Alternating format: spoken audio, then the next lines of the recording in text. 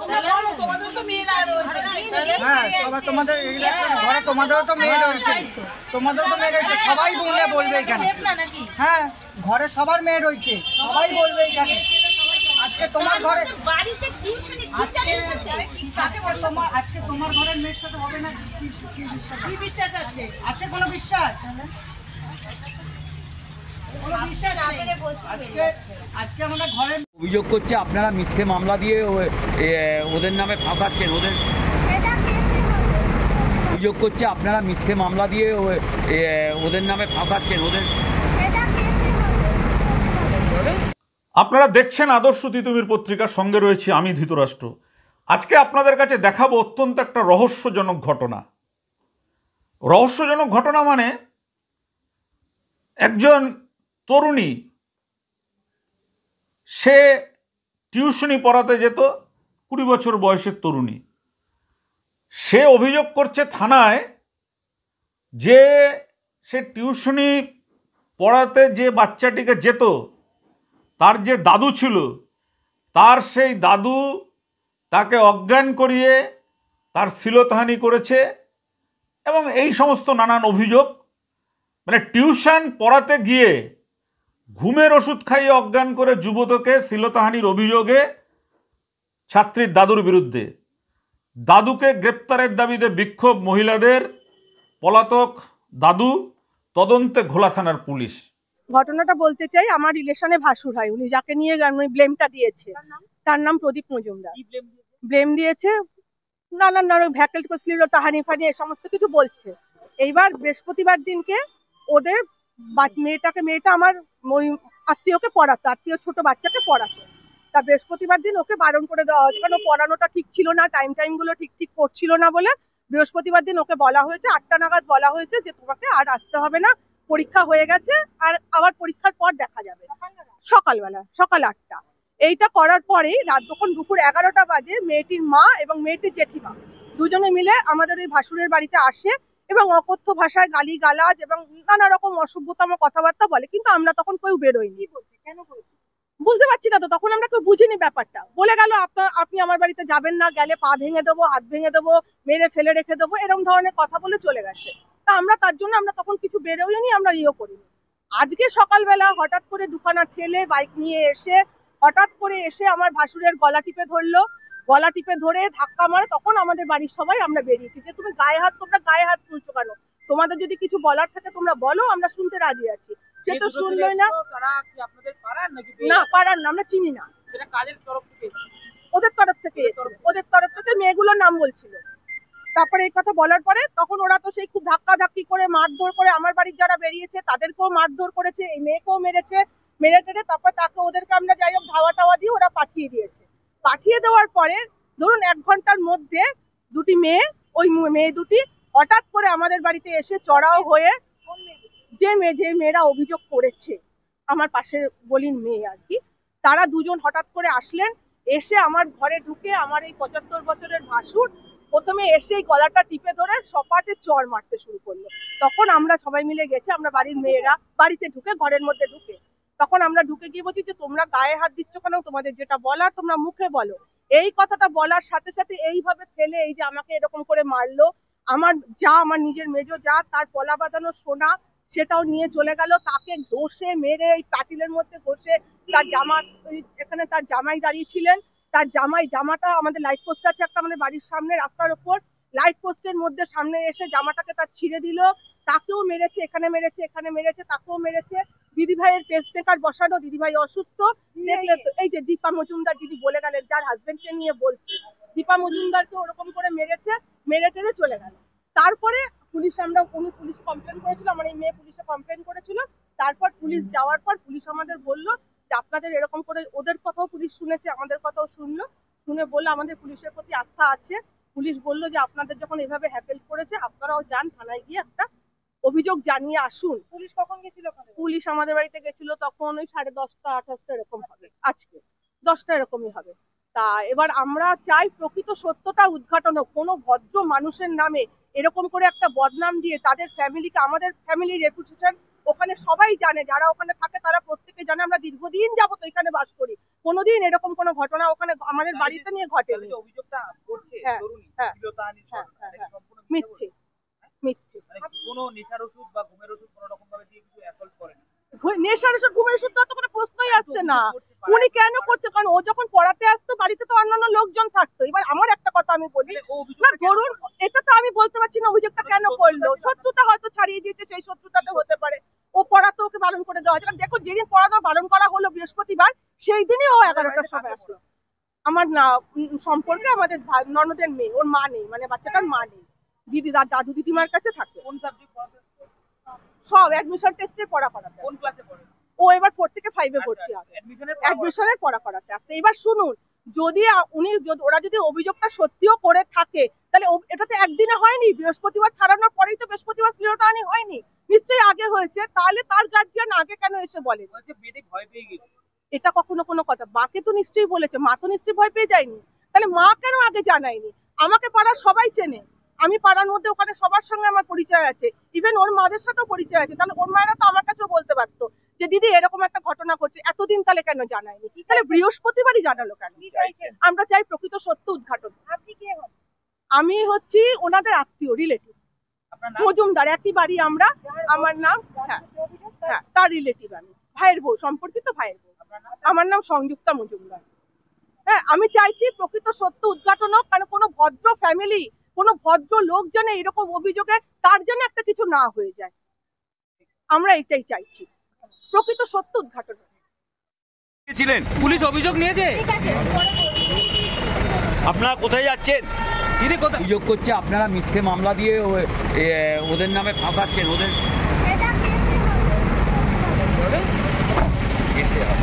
এখন কোথায় যাচ্ছেন? পড়াতে গেছিল, ওকে বাজেভাবে ইসে করে টাচ করে ভুলিয়ে ভালিয়ে উল্টোপাল্টা জিনিস করেছে। আচ্ছা, ও কি মানে জ্ঞান ছিল? না, ছিল না ঠিক মতো করে। যখন বাড়িতে এসছে তখনও ঠিকঠাকভাবে ছিল না। আচ্ছা, কি পড়াতে গেছিল? হ্যাঁ, পড়াতে গেছিল। আচ্ছা, তারপরে আপনারা কিভাবে জানতে পারলেন? ও এসে প্রচণ্ড অসুস্থ এবং প্রচণ্ড পরিমাণে বলছিল, আর কাঁদছিল থেকে থেকে, শুধু কাঁদছিল।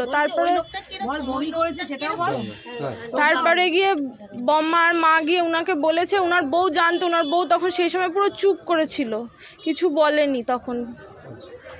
পরে আজকে আবার যাওয়াতে বলাতে দুদিন ধরে বোন ঘুমাতে পারছে না, থেকে থেকে রাতের বেলা কাঁদছে, উঠে আর না না না না না না এরকম করে উঠছে, আতঙ্কে এরকম করছে। বলছি যে কি চাইছেন আপনারা? আমরা বিচার চাই, যেরকম এরকম জানি নেক্সট টাইম আর না হয়। দেখো আমরা পড়াতে যাই, আমরা তো আর ইসে করতে যাই না যে পড়িয়ে ঠরিয়ে সুস্থ মতো। এরকম যদি হয়তো যেতে পরে তো ভয়ই লাগবে কারোর বাড়িতে পড়াতে যেতে। পর্ণা পাল। মোটামুটি হচ্ছে এই। এবার দেখুন, আমরা তো এই সামান্য বিষয় তো আমরা থেমে থাকি না। আমাদের কাজ হচ্ছে প্রকৃত ঘটনাটা মানুষের সামনে নিয়ে আসা, সত্য ঘটনাটা মানুষের সামনে তুলে ধরা, এটা হচ্ছে আমাদের কাজ। এখানে ঘোলা থানার পুলিশ খুব মানে একেবারে বিষবাও জলে পড়ে গেছে। একদিকে ওই তরুণী অভিযোগ করেছেন যে দাদু তাকে শ্লীলতাহানি করেছে, ঘুমের ওষুধ খাইয়ে তন্ত্রমন্ত্র করে, এইসব অভিযোগ করেছেন। অন্যদিকে আবার ওই দাদুর পরিবারের মহিলারা, তারা আবার থানায় অভিযোগ করেছেন যে এই তরুণী তাদেরকে ভালো মতন সেই ছাত্রীকে পড়াতো না, তাকে 3 দিন আগে বলে দেওয়া হয়েছিল পড়াতে আর আসতে হবে না, এবং তার জন্য সে অভিযোগ করেছে, এমন তাদের বাড়ির লোকের অভিযোগ। এবং পরের দিন ওই দাদুর বাড়িতে গিয়ে বলছে যে এই ছাত্রীর যে বন্ধু রয়েছে, ছেলে বন্ধু, তাদের দুজনের, তারা নাকি গিয়ে ওই বাড়িতে হামলা চালিয়েছে দাদুর বাড়িতে। এই একটা ঘটনা নিয়ে জোর শোরগোল উঠেছে সোদপুর বিষ্ণুভদ্রের মোড় পানিহাটি পুরসভার 21 নম্বর ওয়ার্ডে। এ ঘটনাটা নিয়েই আমরা অন্তর্তদন্ত শুরু করেছি যে আসল ঘটনাটা কি হয়েছিল। অনেকগুলো প্রশ্ন আছে, সেই প্রশ্নগুলো আপনাদের কাছে আমরা দেব। আপনারা বলবেন যে ঘটনাটা কি হতে পারে, কারণ দুপক্ষই দুপক্ষের বিরুদ্ধে অভিযোগ করেছে। আপনারা বলবেন ঘটনাটা কি হতে পারে। যে অভিযুক্ত দাদু, তার বয়স প্রায় 75 বছর, তার নাম হচ্ছে প্রদীপ মজুমদার। এই 20 বছর বয়সী তরুণী দাদুর যে মেয়ের ঘরের যে নাতনি ছিল সেই নাতনি তার কাছে থাকে মেয়ে মারা যাওয়ার পরে, সেই নাতনিকে পড়ানোর জন্য এই দাদু এই মেয়েটিকে তার বাড়ি থেকে বলেছিল পড়ানোর জন্য। তো মেয়েটি তো পড়াতে আসলেন, 2-3 মাস পড়ালেন। পড়ানোর পরে 2-3 মাসের মধ্যে তিনি কোথাও কোনো জায়গায় কোনো অভিযোগ কেন করলেন না? 1 নম্বর। এবার আসে যায়, তারপরে ও মানে সেরকম পড়াচ্ছে না, টাইম কম দেয়, মুখস্থ করায় নাতনিকে। এবার সেইটাই আমরা বলেছি ও ছাড়িয়ে দেবো একটু, তারপরেই এরকম একটা ক্লেম দিয়ে এইটাই জেঠুর নামে একটা বাজে কথা বলে এসে হ্যাঁ উল্টো পাল্টা কথা বলে লোক পাঠিয়েছে। 2 দিন ধরে লোক এসে থ্রেট দিচ্ছে, আজকে এসে বাড়ির সবাইকে মারধর করে গেছে। এই যে দেখো আমরা তো চিনি না, ওরা লোক পাঠিয়েছে। ওরা বলতে কারা, কি নাম তাদের? নাম কি করে জানবো ভাই? নাম কি করে জানবো? নাম আছে, এফআইআর কপিতে লেখা আছে। আপনারা কি চাইছেন? আমরা কি চাইবো, থানায় এসে আমরা এফআইআর করে গেলাম, আমাদের নামে এরকম আমাদের বাড়ির লোককে তো সবাইকে মেরে হ্যাঁ এই যে হসপিটালে দেখিয়ে আসলাম, তো ইসিজি করতে বললো। থানায় অভিযোগ জানিয়েছেন? হ্যাঁ সব জানি। অভিযোগ নিয়েছে? আপনাদের কি মনে হয় যে অভিযোগটা নিচ্ছে, মেয়েটি যে অভিযোগ করেছে যে কারণে হ্যাঁ নিশ্চয়ই মিথ্যে না, মিথ্যে না। ওর তো একটা আক্রোশে এইসব বলছে। কি আক্রোশ মানে ছাড়িয়ে দিয়েছি, এখন আর পড়াবো না, এইসব হারিয়ে দিয়েছে আক্রোশ? সেই আক্রোশে টাকা পয়সা মানে কয়েক মাস ধরে পড়াচ্ছে, টাকা পয়সা এই তারিখের মধ্যে দেবে, করবে, এইসব অতিরিক্ত টাকা চাওয়া। আপনার নাম? নামটা বলো, তোমার নাম? দীপা মজুমদার। দিদি হাত আপনি কে হন? ওনার মিসেস? আপনার হাজবেন্ডের নাম? প্রদীপ মজুমদার। প্রদীপ মজুমদার। চল আমি আর দাঁড় তাই থাকতে চায় না কে থাকতে চায় না? দিদিমণিরা, এরকম ব্যাপার হয়ে গেছে। দিদিমণি কেন তো চেঞ্জ করবে? বলে কি এই কয়েকদিন আগে নাতিনটাকে আর পড়াচ্ছে না বা পড়াবে না। আপনার নাকি কি করেছিলেন? ঘুমের ওষুধ দিয়েছিল? তা তো আমি বলতে পারবো না, সেটা আমার মেয়ে যদি যেটা বলবে সেটাই। প্রাথমিকভাবে কি বলেছে? আমারে কিচ্ছু আপনি কি বলেনি। জেনেছেন আপনার মিসেসের থেকে? মেয়ের মাকে বলেছে যে, ওকে বলছে তুই আমার চোখের দিকে তাকা। ও তাকিয়েছিল, তারপর কি একটা হাত না কি বলছে, এটা সোম না কি জানি বলেছে। বাট ওর পরের থেকে ও মানে কিরকম বলুন তো, না অজ্ঞান হয়েছে না কিছু, ওকে যা বলছে ও তাই করছে। এই হয়েছে কেস, আর কিচ্ছু না। এরপরে তার আমি জানি না। এখন আমার যত সন্দেহ হচ্ছে যে ও কাক চরিত্র, আমার মনে হচ্ছে। আপনার নাম? আমার নাম প্রেমানন্দ পাল। 2 নম্বর হচ্ছে ওই প্রদীপ মজুমদারের পরিবারের লোকের যে অভিযোগ, তারা বলছে যে টিউশনি বন্ধ করে দেওয়ার পরেই, আসতে না বলার মানে টিউশনের পড়াতে আসতে হবে না এই কথা বলার পরেই মেয়েটি অভিযোগ করছে।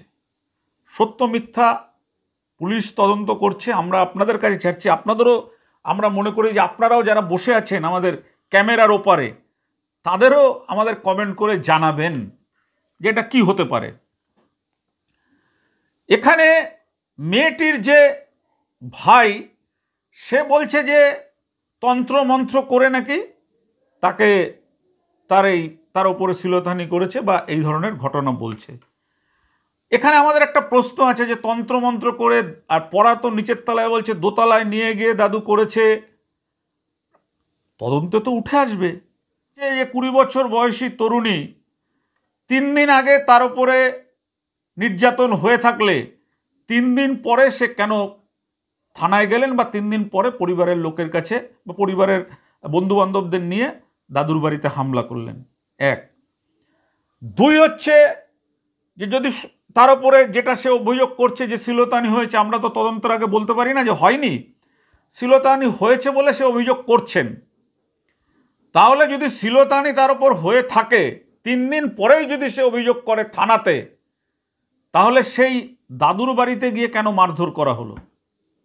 আইন তো হাতে তুলে নেওয়ার অধিকার কারো নেই। দাদুর বাড়িতে কেন গেলেন মারধর করতে? পুলিশেই তো অভিযোগ করতে পারতেন। এবং আরও যেটা খুব বড় প্রশ্ন উঠেছে সেটা হচ্ছে যে টিউশনি যদি একথা সত্যি হয়, আমরা ধরে নিই যে টিউশনি পড়াতে আসতে না বলার পরেই দাদুর বিরুদ্ধে অভিযোগ ওঠে, তাহলে কিন্তু সেটা তদন্তের বিষয়। মোদ্দা কথা যেটা বলা যেতে পারে, যেটা নিয়ে কিন্তু দারুণ রকমের একটা চাঞ্চল্য এবং রহস্য তৈরি হয়েছে, যে সত্যিকারেই এই প্রাইভেট টিউশন করতেন যে গৃহশিক্ষিকা, তার উপরে দাদু শ্লীলতাহানি করেছে কিনা। আমরা উভয় পক্ষের বক্তব্য আপনাদেরকে শোনাচ্ছি। আপনারা উভয় পক্ষের বক্তব্য শুনে আপনারা কমেন্ট করবেন যে সত্যিকারেই এই গৃহশিক্ষিকা তাকে এই দাদু শ্লীলতাহানি করেছেন কি না। যদি করে থাকেন তাহলে তো দাদুর কঠোর শাস্তি চাই, আর যদি না করে থাকেন তাহলে সেই ক্ষেত্রে যারা মিথ্যা অভিযোগ যদি হয়, সেই ক্ষেত্রে পুলিশ তার বিরুদ্ধে ব্যবস্থা নেওয়া উচিত। আমরা এই আওয়াজটাই তুলতে পারি।